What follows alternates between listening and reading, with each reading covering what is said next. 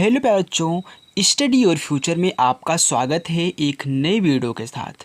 दोस्तों, आज की इस वीडियो में हम पूर्णांक का जोड़ लगाना सीखने वाले हैं। अब बच्चों, पूर्णांक का जोड़ होता क्या है पहले उसको देख लीजिए। मैं आपको बता दूं, इनको दो नाम से जानते हैं। एक नाम तो है तो पूर्णांक का जोड़ और दूसरा नाम है इनको बोलते हैं मिश्रित भिन्न का जोड़।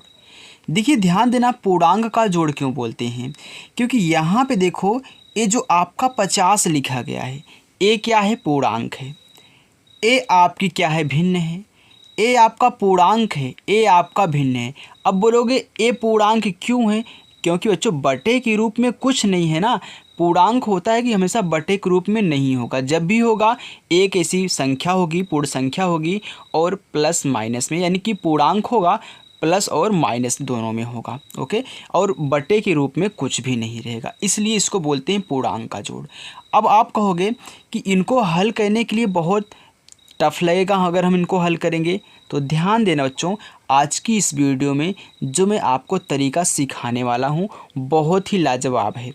अब आपको इसका गुणा इसमें करा के इसमें नहीं जोड़ना है। अगर आप ये सब करने लगोगे ना तो कैलकुलेशन बहुत बड़ा हो जाएगा, क्योंकि आप 50 का गुणा 3 में करोगे फिर 2 जोड़ोगे, तो ऐसा कुछ भी आपको नहीं कहना है। मैं आपको एक सरल तरीका बताऊं क्या कहना है। देखिए, आपको जब भी इस टाइप से प्रश्न दिखे और यहाँ पे बड़ी बड़ी संख्याएं, बड़े बड़े पूर्णांक दे दिए जाएं, तो आपको कहना क्या है, जितने आपके पूर्णांक दिए जाएं उनको पहले एक डब्बे में पैक कर लो। यानी 50 और 22 दोनों क्या है? पूर्णांक हैं, तो मैं इनको एक डब्बे में जोड़ लूँगा। यानी कि 50 लिखूँगा, बीच में प्लस है तो आपको प्लस देना है, फिर 22 लिख देना है। आपने कर दिया। चलिए, अब देखिए, फिर यहाँ पे प्लस लगाना है। इसके बाद एक कोष्ठक और लगाओ। आपने यहाँ से 50 हटा लिया था तो आपका सिर्फ 2/3 बचा है। इतना सही है? राइट। फिर प्लस। अब आपने 22 को हटा लिया तो आपका 1/4 बचा है, तो 1 कितना हो गया? 4 हो गया। इतना हो गया ना। चलिए, अब इन दोनों को जोड़ लो तो 50 और 22 आपके हो जाएं कितना? 77।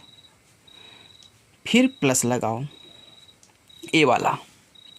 अब देखिए, यहाँ पे ये जो भिन्ने आपकी दोनों आई हैं, ये छोटी छोटी भिन्ने हो गई। तो आप क्या करते हो? छोटी छोटी भिन्नों में आप बज्र गुणनखंड विधि लगाते हो, यानी तिरछा गुणा जिसको बोलते हैं। इसका गुणा इसमें कराओ, इसका गुणा इसमें कराओ, और हर का गुणा हर में कराओ। इतना आप समझ रहे हो मेरी बात? चलिए, अब देखिए, 4 का गुणा 2 में कराओगे तो 4 दूनी कितना होता है? 8। तो यहाँ पे आपका 8 हो गया। फिर देखिए, प्लस बीच में है तो प्लस लगाओ। 3 का गुणा 1 में, 3 1 आपका 3 हो गया। फिर अब हर का गुणा होगा तो हर में लिखेंगे तो बटा कहना पड़ेगा। 3 का गुणा 4 में, 3 चौका 12। आराम से सीखिए, कोई जल्दबाजी नहीं है। अब देखो, क्योंकि अगर एक बार आराम से देख लोगे ना तो ऐसे प्रश्नों को आसानी से हल कर पाओगे। आपको क्या करना है, इन दोनों को जोड़ना है। तो 8 में आप 3 जोड़ोगे तो 8 3 11 होता है। 11 बटा यहाँ पे 12 आ गया।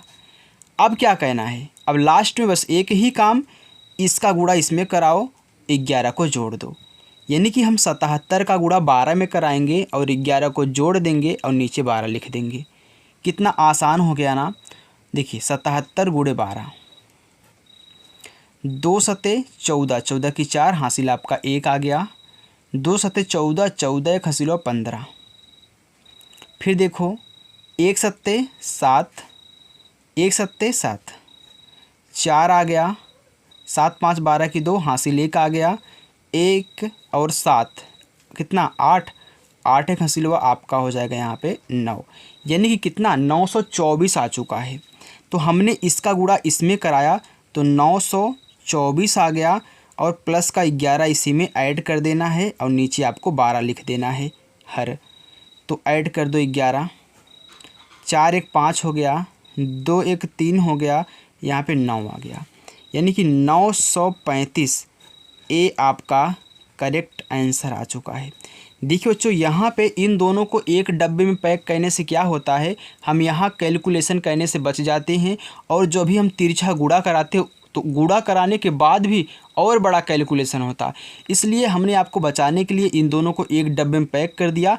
तो आपको लास्ट में सिर्फ एक ही बार मेहनत करनी है, यहाँ पे इनका आपस में गुणा करा के इसको जोड़ करके लिख देना है और यहाँ पे कैलकुलेशन आपका आसान हो जाता है।